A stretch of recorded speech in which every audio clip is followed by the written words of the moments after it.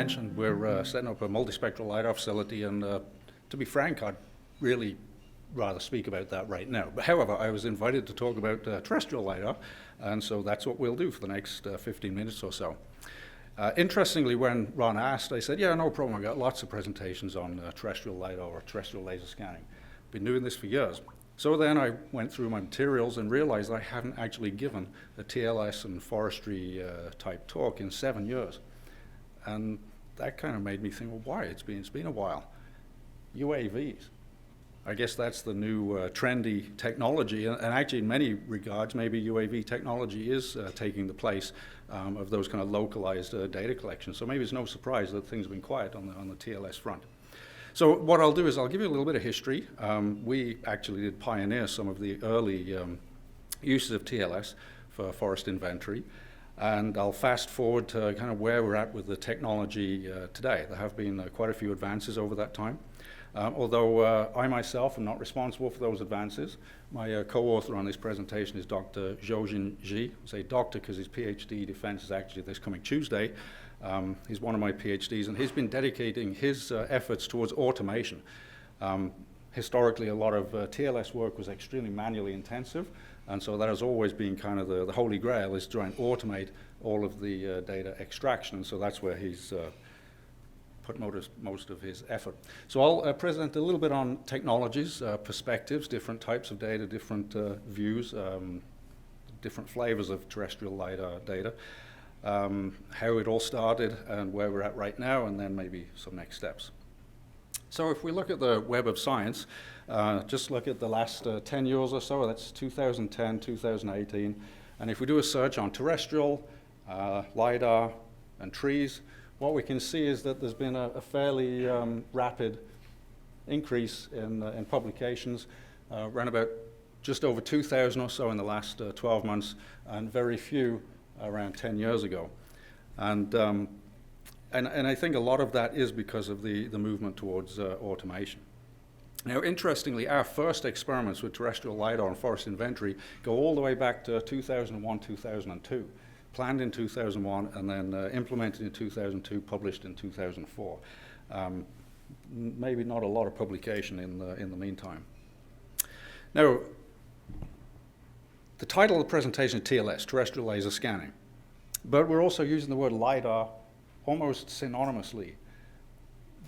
In truth, LiDAR and laser scanning are not necessarily the same thing. LiDAR, light detection and ranging, can actually mean quite a variety of things. There's different technologies that facilitate light-based ranging. You know, for example, an Xbox Kinect is a LiDAR system. Sends out light, we can't see it, it's near-infrared light, sends it out, kind of like just like a flash on a camera, and then that light is reflected and collected over a CCD array, and essentially allows you to generate a three-dimensional or a range-based picture like you can see there. This is me working at my desk. LiDAR is set up overhead, and that's what comes out of it. Now, you would have seen that rotation on the right, so we can use flash LiDAR, you know, little $200 consumer-grade flash LiDAR systems for 3D mapping. You can do that. It's not particularly accurate, not particularly high res, and not a very long range, so maybe not particularly useful commercially. These are the types of technologies that we would use for terrestrial LiDAR in a forestry plot context commercially. And there's a real range of systems there, going back to some of the earliest, the Echidna rotating scanner and the ILRIS frame-based scanner, and they actually represent the two. There's actually a lot of flavors in between, but they represent the two kind of end members in terrestrial laser scanning technologies. Those that are tripod mounted anyway, because there's more than just tripod mounted systems. But of those, frame-based scanners are kind of analogous to a camera. You know, a point and shoot, you've got a frame and you get an image that you know, extends from that region or that field of view in the vertical and horizontal. A rotating scanner, on the other hand, kind of whips around and captures a full 360. And so the earliest technologies hadn't really worked out which one was the best. There was been a bit of a competition as time has gone on. And what we're seeing now, if you look on the marketplace today for terrestrial laser scanner, you'll see most of them tend to look like this. This is the Teledyne Optic Polaris. the Faro scanner, Leica scanner, they all tend to be of this rotating type now. So the industry has kind of converged on this technology. Now, but of course, it's not all tripod-mounted technologies. We also have mobile terrestrial scanners. Now, in the manufacturer sector, they try to differentiate the terminologies, but in the science or the operational technology communities, they're all terrestrial LiDAR or terrestrial laser scanners. The difference is, of course, these are not located on a tripod. They're not static in terms of where they're located in space. They actually move through space. And so we're now seeing backpack-mounted systems. So you can see here the operator is carrying a wand, or it can be mounted on the backpack, and it's got basically a rotating scanner that's collecting a full field of view of everything around the observer, and then you can walk through that environment. There's also these, it can hold kind of a flexible system, wave it backwards and forwards, and again, it's rotating around, and the movement of the operator and the kind of oscillation of the unit allow you to capture a full point cloud all the way around you. Now, with the terrestrial and with these mobile systems, many of them have GPS integrated, so we've got positioning. Some of them can also have inertial measurement units integrated, so they can either compensate or they can map the motion or the trajectory of the unit. And so that does allow you to map in real-world coordinates. It's not just some arbitrary coordinate system. You can convert all of this into a real-world coordinate system, which of course is very important. If we're doing forestry work, we want to register these data with other data sets. Now, just a little bit on the frame-based scanner system. So here we can see one of those old Optec ILRIS units. So the original technology was basically just a box that you would sit on a tripod. A few years later, they came up with this pan tilt, which allowed the thing to rotate and tilt. And so then you basically had a hybrid. It was a frame-based scanner, but it could also be rotated and tilted, so it could also give you a 360. But in the frame-based configuration, you've got this kind of square field of view, 40 degrees by 40 degrees, and you scan out, kind of out in front of you. So kind of like a camera. The subject or the object is away from you. You're not immersed within that environment. And then you could capture a scan, something like that. Now, if you're capturing a plot, let's say a PSP type plot with this type of technology, then obviously you're going to be located outside of the plot and you're looking into it. As you get further away from the scanner, you're going to get more occlusions, more data loss, less data density, that kind of thing.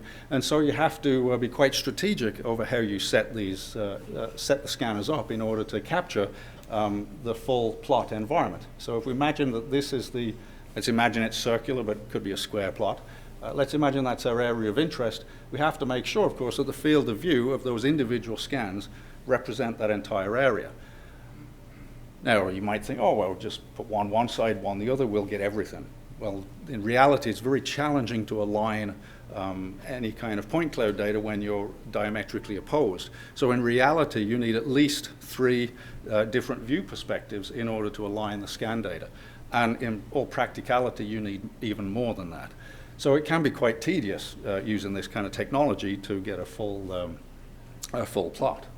And here you can just see two scans of the same tree, and when they're aligned, you get a much more complete representation of the canopy structure. So the other end member then, the hemispheric or the rotating base type scanner, is able to give you a full hemisphere representation. And so this is the echidna system. The age is about the same as the Optic. These two systems came out of, approaching 20 years ago now. And they both had a different design brief. The echidna was actually designed for forestry applications and foliage profile generation. And of course, it provides the same kind of point cloud data, so a lot of the same attributes can be extracted. But right from the get-go, one of the design criteria was this kind of hemispherical view, so analogous to a digital hemispherical photograph, from which you can derive all kinds of useful metrics like leaf error index, foliage profiles, but the benefit of this is you've actually got the range information too. It's not just a binary image. And then, of course, having the mobile perspective allows you to move around your landscape, and so that has many benefits. The challenge, of course, with a mobile platform under canopy, as I'm sure you all know, is that GPS really isn't that great under canopy. However, we're overcoming those technologies now with SLAM, simultaneous location and mapping. So we're actually using the point cloud information and kind of keeping that memory of the location using an inertial measurement unit and kind of putting all of the information together so that you can actually now kind of resolve those challenges, even with just a little bit of GPS. So we are seeing mobile mapping within forest environments is becoming quite popular. Now on the left, this is actually in Ontario. This is private woodlot, lots of different species represented, all inventoried, and a fairly extensive trail system. So we were actually able to map that entire area using a mobile scanner on the back of a truck, because we could drive around there. This technology you could put on a truck, a boat, or an ATV.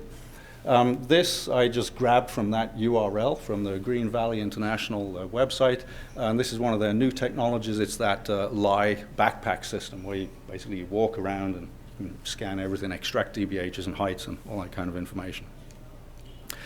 So with all of these different flavors of terrestrial laser scanning, obviously they all see the environment of interest in different ways or from different perspectives, literally from different view perspectives.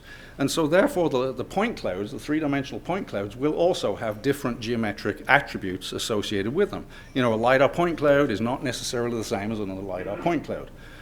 And so there's just, as an illustration, you can see here we have an airborne point cloud, could be UAV, could be fixed-wing aircraft. Here we've got a rotating scanner, here a frame scanner, and here we've got a plot. And in the top, the fact that you can't see any kind of texture there means that the sampling density is fairly uniform, as we would expect from an airborne vantage point. The hemispherical, or the rotating scanner, highest density is in the middle, and then you can see some occlusions around the edge as we lose points further away. And then we've got a much more uniform scan from the frame, but of course this is the most complex because we've got multiple scans looking in, so logistically the bottom one is the most challenging to obtain, but we do get more uniform representation, and then of course we get the highest densities associated with the trees or with the stems. And so therefore the density information is in itself a very useful piece of information, because from that you can identify tree locations or stem density. And then here we're just comparing terrestrial in general with airborne, and of course you can see as if you get into taller and taller canopies, you know, above 30 or so meters, we start to get real occlusions because we're just simply not seeing the outer envelope of the canopy. Something to bear in mind with TLS. So in addition to the geometric attributes of point clouds, that's really faint, but we also have individual attributes at the point level, or the laser pulse return level. And so here, the first attribute we can see is we've got red and blue. I apologize, it's quite faint, but anyway, the red and the blue represent two different scanners. So in this case, it's a terrestrial forestry environment, but two different scanners, and they've been aligned, and so that's what we can see. Red points are from one scanner, blue points are from another scanner, and so when everything's merged together, we just see much more information. Obviously, X, Y, Z, there's elevation, just reminding us that there's three-dimensional information there. Now we're starting to get into something maybe a little bit more interesting, I think. Here we're looking at the actual laser pulse intensity, or an index of the strength of the reflection. Not exactly reflection, but it's an index of the strength of the reflection. Now, and this particular laser is near infrared. So interestingly, we're seeing the higher intensities on the tree stems and the lower intensities in the foliage. Think about it for a second, maybe that doesn't make sense, right? Because we would expect the foliage to be brighter in the near infrared. However, what we're seeing here is the higher intensities are associated with single returns, i.e. there's only one surface that is being contacted by that laser pulse, and all of the energy, or a large proportion of the energy, is being reflected back to the scanner. Meanwhile, in the foliage environments, a lot of the energy is just passing straight through. So the pulse energy is lost. So in a sense, intensity gives us some information about the contact or the material that is being contacted. Although it's a little bit non-intuitive, because it's more structural than spectral. And then, of course, we've got the echo attribute itself, the return attribute. It could be a single return, a first return, a last return, or an intermediate return, and they're all color-coded. The only one you really, or the two that you need to pay attention to here are the reds, are the single returns, and you'll see they tend to correspond to more solid, woody surfaces, and then the last returns tend to accumulate at the top of the canopy. So already just the return information is telling us something about that environment. Now the earliest published study that I'm aware of was the one that we conducted in 2002 using one of those frame scanners, and you can see the configuration there. We don't have a rotating base. We don't even have a GPS there. It was very rudimentary in terms of the way it was set up, and we put multiple bases around our plot, and then after a lot of work we were able to extract the individual trees, and that's what the database looks like. Now, there were no workflows for this kind of data extraction at that time, so we had to devise our own workflow. And so essentially that initiated by identifying dense clusters of points where we assumed there would be a tree, applying a centroid to those clusters of points, and then filtering out from there, or extracting all of the data out from there to give up to our crown diameter radius, and then assigning those points to a tree file, and then just manually going and cleaning. It was a very, very manual process. And in fact, the most manual process was aligning the individual scans. It literally took weeks to align all the scans. It took a few days to collect the data as well. None of this was practical, but the first time you do things, it tends to, it's a learning process. So anyway, after everything had been manually segmented, that's what we ended up with. That's a plan view looking down. And as I say, a lot of cleaning. So crown diameter was easily extractable. In fact, it was very hard for us to validate crown diameter because the point cloud data was so much better than what we could collect in the field at the time. Height and DBH, of course, were the big ones. They were the things that we really wanted to get. And so we set up a specific methodology for that, identifying high and low points in each file, connecting them by a vector, extracting the length. That was our height. And then for DBH, we extracted a certain height range above ground on each stem, extracted all of those points, and then fitted a cylinder, and then used a least squared regression to extract a DBH. So DBH worked out very well. Height in this initial experiment was generally pretty good, but not great. Some underestimation, as you can tell, because of occlusions. Now, 17 years later, we're a lot better at doing this. And one of the main advances is that it no longer takes days to collect the data. It no longer takes weeks to align the data. There's still manual effort in setting up in the field. UAVs are getting over some of that, but when you want that ground perspective, it still does take a bit of time. But everything after that now is so much more streamlined. We have been able to automate a lot of that. I say we, not me personally. This is a level of trig and mathematics that's frankly beyond me, but my PhD student is very good at that and has developed a number of routines which I won't explain today, but suffice it to say that a lot of it ultimately relies on modeling and artificial intelligence, and I'll discuss some of the steps in a minute. So quantitative structural modeling is where we go beyond the basics and we try to model that entire environment with a lot more of the structural attribute information. So here we've got an individual point cloud, and now we've segmented that point cloud into tree stem, branches, and foliage, and now we can start to see the topology of that point cloud. So what can we do with that? Well, one of the interesting things that has come out of this is that Xiaojin has found that he can use this information in a deep learning context to actually predict species. So after grabbing a handful of examples to train this deep learning algorithm, he was able to then successfully predict with 92% accuracy the species of each individual tree extracted. So I think that's where we're going with this, is that the operator is being pulled out of the process, and we're now seeing automation and a lot more attributes being automatically extracted. So where are we? Well, I'd like to say that there's probably 3 areas where we're still making progress. Hardware continues to improve. It's faster, it's quicker, it's more nimble. The batteries don't run out in half an hour anymore. You can spend a whole day scanning. But we're also seeing multispectral LiDAR in a terrestrial context. My flavor of multispectral is airborne, but we are starting to see terrestrial multispectral LiDAR as well. Another one of Xiaojin's projects was to build this little terrestrial LED-based robotic scanner, basically a low-powered system for monitoring. And we've seen a lot more data fusion. Actually, interestingly for us, where we've seen TLS data fusion be quite valuable is in calibrating UAV data, because a lot of our UAV point clouds have been, frankly, not very well geo-registered.